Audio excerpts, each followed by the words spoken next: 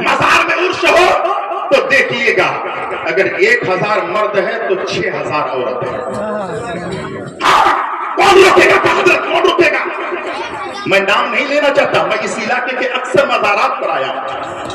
جتنے مرد نہیں ہوتے اس سے زیادہ عورتیں ہوتی ہیں. کہتے ہیں حضرت روکنے کا طریقہ نہیں ہے. کیسے روکا جائے؟ وہ کس کے گھر کی بچیاں جاتی ہے؟ آپ کے گھر کی، ہمارے گھر کی، ہمارے معاشرے کی، ہمارے محلے کی، ہماری بستی کی. ایک کام کیجیے، ہر باپ کہے بیٹی سن لے، اللہ اگر دولت دے دے گا، اللہ کو منظور ہوگا تو تو غریب نواز کے روزہ دیکھنے کے لیے نہیں ہے، تو مدد خطرہ دیکھنے کے لیے. تم اچھا بیٹی کو تم روکو، بہن کو تم روکو، ماں کو تم روکو، میرے گھر کی عورتوں کو میں روکوں، آپ کے گھر کی عورتوں کو آپ روکو. ایک دن ایسا آئے گا سب آدمی اپنے گھر کی عورتوں کو روکے گا. خدا کی قسم گناہ کرنے سے میری بیٹیاں بچ جائے گی. پوچھئے حضرت سے، جب کوئی عورت کسی مزارات کے لیے نکلتی ہے تو اس پر اللہ اس کے فرشتوں کی لعنت. کیا ہے آپ کہتے ہیں حضرت جانے دیجیے نا، اور اس میں جانے کے بعد میری بیٹیاں اس قدر گناہ کرتی ہے. میں تو کہتا ہوں کشن گنج ضلع ہی نہیں، اتر دیناج پور ضلع ہی نہیں، سیمانچل ہی نہیں، بلکہ اتنی تقریروں میں تو ہونا یہ چاہیے تھا جو بھی بچی جلسے میں آتی فاطمہ کی سچی کنیز بن کر آتی، پورے جسم میں برقع پہن کر آتی. لیکن ہماری بیٹیوں کا چہرہ کیا ہے، اور جب وہ چہرہ کھول کر آتی ہے دیکھنے والا اسے دیکھتا ہے، یہ بھی گناہوں پر آمدہ ہوتا ہے، اور وہ دیکھتی ہے وہ بھی گناہ پہ آمدہ. جلسوں کو گناہ کے بازار بنا دیا. اتنی دکانیں کیا ضرورت تھی؟ کیا ضرورت تھی اتنی دکانیں لگانے کی؟ مجھے میرے غوث کو خوش کرنا ہے. کہہ دو سبحان اللہ. بغیر آج تک سنے کسی جلسے میں کہ بغیر چائے کی دکان اور بغیر پان نہیں کھا کر کے 15 آدمی انتقال ہو گئے؟ حضرت سنے کبھی؟ حضور آپ؟ نہیں. باقی بات نہیں نا. تو جب بغیر چائے پیے بغیر پان کھائے آدمی زندہ رہ سکتا ہے تو کیا آپ کے جلسے میں اگر یہ دکانیں بند ہو جائے تو جلسہ کامیاب نہیں ہو سکتا؟ بند کیجیے نا. دیکھیے تو پہلے اپنے آپ کو بدلنا ہوگا. خودی کو کر بلند اتنا کہ ہر تقدیر سے پہلے خدا خود بندے سے پوچھے بتا تیری رضا کیا ہے. اپنے آپ کو بہتر کرو. اور میں کہتا ہوں حضرت کے سامنے ہاتھ جوڑ کر، حضرت کے اس اسٹیج میں منظر نواز کی تقریر ہوتی ہے. خدا کی قسم میرے سینے میں درد ہے. ہر دن جلسے میں جاتے ہیں لیکن چینجنگ ماحول میں تبدیلی ہمیں نظر نہیں آتی. اب ذرا سوچئے گا، اتنی باتیں ہم لوگ کرتے ہیں، اتنی تقریریں کرتے ہیں، ہمارے معاشرے میں آج تک جو ہے بدلاؤ نہیں آ رہا ہے.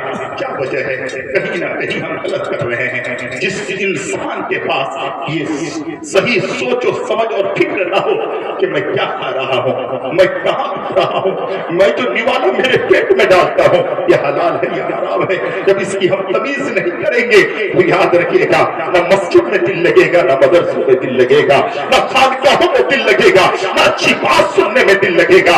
اپنے آپ کو بدلنے کی کوشش کرو. خدا کی قسم کوئی مفتی صاحب آپ کو نہیں جان سکتا اتنا، کوئی پیر آپ کو اتنا نہیں جان سکتا، کوئی بڑا سے بڑا عالم آپ کو اتنا نہیں جان سکتا جتنا تم اپنے آپ کو جان سکتے ہو. اپنے آپ سے زیادہ کوئی کسی کو نہیں جان سکتا. میں کتنا بڑا پاپی ہوں میں جانتا ہوں، میں نے کتنا گناہ کیا میں جانتا ہوں. خدا رات کی تاریخی میں اٹھ کر رویا کرو. حضرت حضور حافظ ملت کا ایک فرمان میں نے پڑھا کہ جسم کی ورزش، جسم کی قوت کے لیے ورزش کا ہونا ضروری ہے، اور روح کی جو ہے ورزش کے لیے تہجد کا پڑھنا ضروری ہے. ایک جملہ اور بولتے جا رہا ہوں، ٹائم نہیں ہے، آخری بات بولتا ہوں سنیے. انسان کا جسم بیمار ہوتا ہے. کشن گنج، اسلام پور، سلی گڑی، پورنیا، کولکاتہ، ایمس دلی، وہاں سے نکلے بھیلور، وہاں سے نکلے بنگلور، وہاں سے نکلے حیدرآباد. اللہ نے توفیق دی تو بہت لوگ امریکہ، افریقہ، چین، جاپان، مصر، ہانگ کانگ کرتا ہے. تو جسم بیمار ہو گیا. جب جسم بیمار ہو تو تم جہاں سے وہاں جاتے ہو کبھی یہ سوچے ہو تمہاری روح بیمار ہو گئی ہے. کبھی علماء کے قریب گئے، کبھی اللہ والوں کے پاس گئے. جسم بیمار ہو تو ڈاکٹر علاج کرتا ہے، روح بیمار ہو تو علماء ربانی علاج کرتے ہیں، اللہ والے علاج کرتے ہیں. کیا بات ہے، حق ہے. واہ جسم بھی بیمار، روح بھی بیمار. اور میں تو کہتا ہوں، ایک شاعر نے کہا تھا، میں مریض محبت ہوں، میں مریض محبت ہوں، میری نا دوا کرنا. کیا مریض ہے؟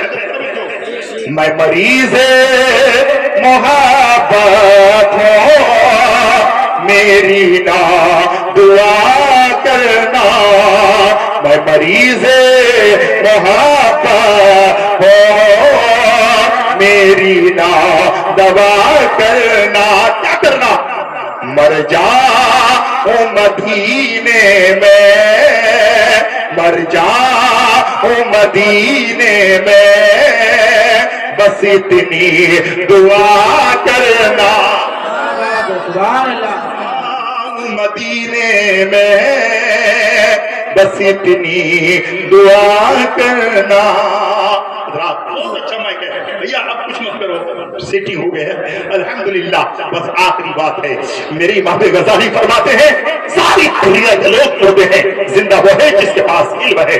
جس کے پاس علم ہے وہ کامیاب نہیں، کامیاب کو جس کے پاس علم ہو ساتھ میں عمل ہو. حضور جس کے پاس علم عمل ہو جائے کامیاب نہیں. پھر جس کے پاس علم ہو ساتھ میں عمل ہو، ساتھ میں اخلاص ہو. کہہ دو سبحان اللہ. بڑوں کو بھی سمجھے، چھوٹوں کو بھی سمجھے. ایک جاہل آئے تو اسے پھٹکارے نہیں، قریب بلا لے. ہمارا اخلاص میرے مصطفیٰ کی زندگی پڑھی ہے آپ. خدا کی قسم گالی دینے والے کو پتھر کی چوٹ کھا کر اور سن کے گالیاں بھی آقا کا بھائی عالم پھر بھی دعا دیے ہیں. بھائی عالم پھر بھی دعا دیے ہیں. سنیے کہا کہ حضور جس کے پاس علم ہو، عمل ہو، اخلاص ہو وہ کامیاب نہیں. اب پھر کہا جس کے پاس علم ہو، ساتھ میں عمل ہو، ساتھ میں اخلاص ہو اور سینہ تکبر سے پاک ہو. زور سے بولو، زور سے بولو. علم بھی ہو، عمل بھی ہو، اخلاص بھی ہو، سینہ تکبر سے پاک ہو. ایسے عالم کے پاس جاؤ، دنیا بھی بنے گی، آخرت بھی بن جائے. ہمارے جتنے علماء ہیں علم بھی رکھتے ہیں، عمل بھی رکھتے ہیں، اخلاص بھی رکھتے ہیں. الحمدللہ اتنے بڑے باوقار عالم جن کے نانا کا جواب نہیں، کیا بات ہے. جن کے خاندان کا جواب نہیں، جن کے قبیلے کا جواب نہیں، علم بھی، عمل بھی، اخلاص بھی اور سینہ تکبر سے پاک. بلاؤ علماء کو اپنے گھر میں بلاؤ، ان کا قدم پڑ جائے گا، تیرے گھر سے ساری نحوستیں دور ہو جائے گا. استغفر اللہ ربی من کل ذنب و اتوب الیہ. اسلام زندہ باد. ملے گا تو پھر آپ کے سامنے میری حاضری ہوگی. السلام